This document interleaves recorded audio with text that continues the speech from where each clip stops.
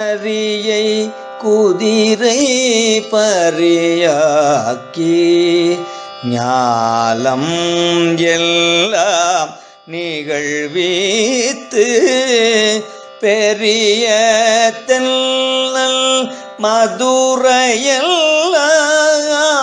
பிச்சதேற்றும் பெருந்துறையாய் அரிய பொருளே அவிநாசி அப்பா பாண்டி வெல்லமே தெரிய அரிய பரஞ்சோதி செய்வதொன்றும்